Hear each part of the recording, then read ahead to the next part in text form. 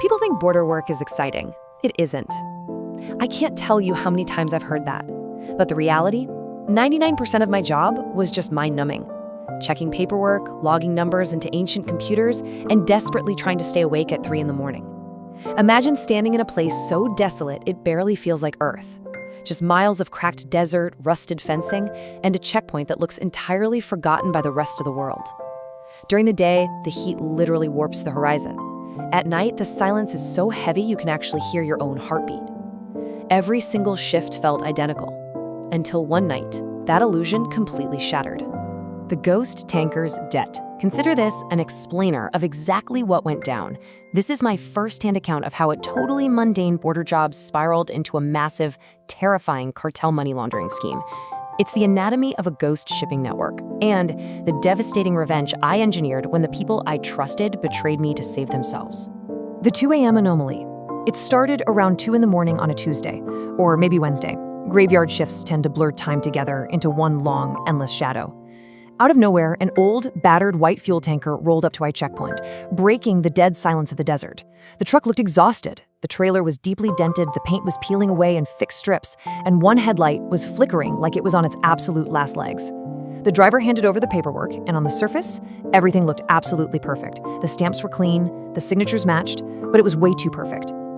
50,000. That's the number staring back at me. The physical fuel gauge showed the tank was barely half full, and I wasn't looking at some small rounding error here. The tanker was missing exactly 50,000 liters of fuel. 50,000! I checked the dial twice, then a third time. I literally tapped the glass just to make sure the needle wasn't stuck. The numbers were entirely impossible. There was this stark, undeniable contrast between the flawless, pristine paperwork clutched in my hand and the battered, half-empty physical reality of the truck idling right in front of me. When I pointed out this massive discrepancy to my partner Diego, he barely even looked. He didn't even come out of the booth. He just shrugged, told me to sign it, and muttered, "It happens." When I pushed back, Diego finally looked up and gave me a smile. It wasn't a nervous smile, and it wasn't annoyed. It was a cold, calculating look that clearly communicated one thing: stop asking questions. Anatomy of fuel laundering. That interaction with Diego shifted something deep inside me. The very next night, while Diego was taking one of his suspiciously long coffee breaks off-site, I opened up the checkpoint's restricted archives. I dug through thousands of inspection logs and discovered a massive, hidden operation running right under my nose. Step 1, fake diesel shipment. Step 2, altered inspection logs.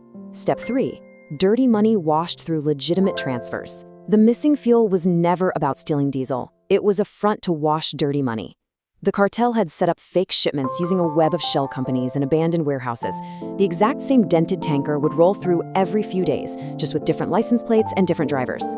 Then, corrupt officials, like Diego, would rubber stamp the altered inspection logs, officially approving the fake volumes of fuel. Suddenly, millions of dollars in bloody cartel cash were being washed completely clean through these legitimate-looking transfers. Our lonely little desert checkpoint, it was the front door to a massive cartel laundromat. The price of silence. I knew I should have reported it immediately. I should have picked up the radio right then and called it in. But human nature is complex, and curiosity kept me digging. 2 nights later, the dented tanker returned, but Diego had conveniently called in sick. The driver, a massive guy with a jagged scar down his neck and completely empty eyes, stepped out of the cab. He didn't hand me paperwork. He handed me a thick brown envelope. Inside was a perfectly counted stack of fresh bills, more money than I made in 6 months. The driver simply leaned in and told me that Diego said I was smart, that I understood numbers, and that I knew when to mind my own business. What would you do? Seriously, put yourself in my shoes for a second. I was working exhausting night shifts, barely surviving, and buried under crushing debt that I couldn't see any way out of. I should have arrested the driver right there on the spot, or called every federal agency in the book. Instead, I looked at the cash. I thought about my past due rent. I looked at the empty desert road, and I rationalized it. I told myself just once, just this one time, nobody gets hurt. It's a terrifying psychological turning point. It is the exact lie you tell yourself right before you destroy your own life. My descent was rapid. Rewriting inspection logs, moving decimals, deleting inspection photos, answering a burner phone. Just once quickly turned into a total freefall. 1 payment became 2, 2 became 10. I descended from a passive observer who just looked the other way into an active, crucial participant in the cartel's network. I was actively rewriting those logs, shifting decimals, scrubbing photographic evidence from the servers, and eventually answering a burner phone that dictated exactly when the next illegal shipment was coming through. The dirty money bought me a new truck, designer clothes, and a really comfortable life, but the psychological trap had completely snapped shut. The perfect fall guy. Soon, I wasn't just working the checkpoint. I was being invited to cartel meetings in abandoned factories and dark truck stops. These weren't your typical corporate boardrooms. These were places where men casually cleaned blood off their boots and subtly threatened my family just to remind me who was actually in charge. I realized right then that the money was never a payment. It was a chain. Meanwhile, Diego was so arrogant, always bragging to me about how the system was broken and built for people just like us. But Diego was playing a much, much darker game than I ever realized. He's starting to panic. One night, I walked out behind the station to grab my jacket from my truck. I stopped dead in my tracks. I overheard Diego speaking in a low, serious tone on his cell phone in the shadows. I held my breath. I heard my own name. Then I heard Diego say, "He's starting to panic. He might confess." "No, don't kill him. Frame him first." My blood literally froze as Diego continued speaking to his cartel contact. The person on the other end obviously suggested violence, because Diego responded without missing a single beat. "No, don't kill him. Frame him first. If he goes down, every record points to him. I walk away clean." Diego was confident, bragging, and comfortable in the light. Me, obsessed, hunting, and operating in the shadows. Years of our partnership were a complete lie. I was never a partner. I was an insurance policy. I was the perfect fall guy. When I confronted Diego the next day, he just smiled that same cold smile and said, "This is business." But before I could run or confess, the cartel moved, and they didn't come for me. They arrested the one innocent person I loved most in the world, using evidence planted by Diego. The trap closed on my family instead. The news celebrated a massive cartel bust.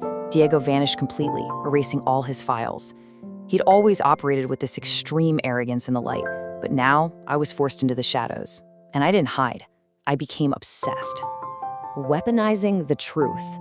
I knew I couldn't outgun a cartel in a shootout. That's suicide. So I decided to dismantle the empire that destroyed my life, using the one thing I knew better than any of them: data and records. I took everything I knew about their logistics, and I weaponized the truth. Month 1 to 11, mapping the ghost network. Month 12, mailing evidence to rival agencies. Days later, the cartel empire collapses. For 11 sleepless months, I mapped every single piece of that ghost network. I lived in a dark room, illuminated only by monitor glow. I tracked every fake company, offshore account, shell corporation, and corrupt official. Then, in month 12, I didn't just mail it to one agency, I mailed the evidence to everyone. Federal investigators, financial crimes units, anonymous journalists, and even rival cartel contacts.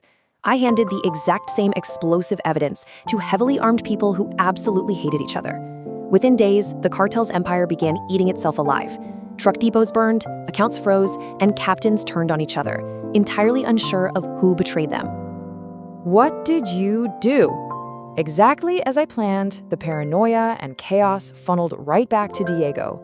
After a year of dead silence, my burner phone rang. A panicked Diego finally called me. His arrogant confidence was entirely gone, replaced by this trembling, desperate voice. What did you do? I didn't scream or curse at him.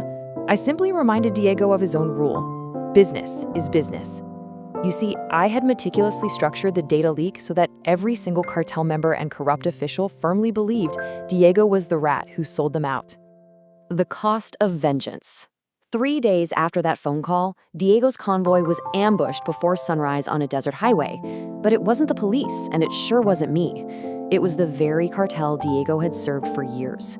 They needed someone to blame for the leaked operation, and thanks to my meticulous framing, Diego became the sacrifice. He became the perfect fall guy, exactly the fate he had so coldly planned for me. I never fired a weapon. I just gave the truth to criminals who'd been lied to. The aftermath. Phantom smells of diesel. Sleep never returns. The lost years remain. And the guilt? It never disappears. Listen, this isn't a Hollywood movie where you walk away into the sunset feeling whole again. The aftermath is heavy, and it stays with you forever. My meticulous revenge didn't fix my life. I still don't sleep. I still smell phantom diesel fumes every time I close my eyes. The innocent loved one I lost didn't magically come back, and the crushing guilt of my own corruption hasn't disappeared. I dismantled an empire, for sure, but I couldn't undo my own descent into the dark. So I have to ask you, are justice and revenge really the same thing? My victory is incredibly hollow, except for one thing. I know that if Diego somehow survived that ambush, he wakes up every single day in perpetual fear, wondering who is coming for him next. Was my counterstrike true justice? Or did I just build a different kind of trap that I am still stuck inside today?